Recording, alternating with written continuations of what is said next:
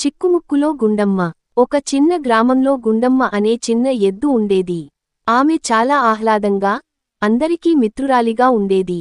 కాని ఒక చిన్న సమస్య, గుండమ్మకు తన తలదింపులు వినిపించకపోవడం. ఒకరోజు ఆమె తల్లి చెప్పింది, గుండమ్మా, పొలానికి వెళ్తున్నాం. పచ్చి మొక్కలు తినకూడదు. అయ్యో, చిన్న పచ్చి మొక్కలు తింటే ఏమవుతుంది? అనుకుంది గుండమ్మ. తల్లి చూడకుండా చిన్న మొక్కల్ని మెల్లగా తినసాగింది. ఊహించని సమస్య. తరువాత గుండమ్మ పొలంలో అడుగు పెట్టింది. అక్కడ పెద్ద గొయ్యి కనిపించింది. తల్లి చెప్పింది, ఈ గొయ్యి చాలా లోతుగా ఉంటుంది. జాగ్రత్త. కాని గుండమ్మ తన మామూలు అలవాటే పాటించింది. తల్లి మాటలను పట్టించుకోకుండా ఆ గొయ్యిని దగ్గరగా చూసింది. ఆమెకు తెలియకుండానే ఒక్కసారిగా లోపల పడిపోయింది. ఎలా బయటపడాలి?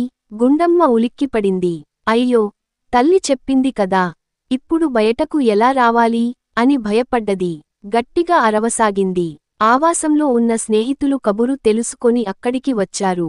తల్లి, మిగిలిన ఎద్దులు కష్టపడి గుండమ్మను పైకి లాగారు. గుణపాఠం. ఆ రోజు గుండమ్మకు అర్థమైంది, తల్లి చెప్పిన మాటలు వినకపోతే పెద్ద ప్రమాదంలో పడిపోవచ్చు. ఆమె తన పొరపాటు తెలుసుకొని అప్పటినుంచి తల్లిని వినడం ప్రారంభించింది. అందరూ చూసి గుండమ్మ మారిపోయిందని ఆశ్చర్యపోయారు. పిల్లలారా, పెద్దవారి మాట వినడం చాలా ముఖ్యం.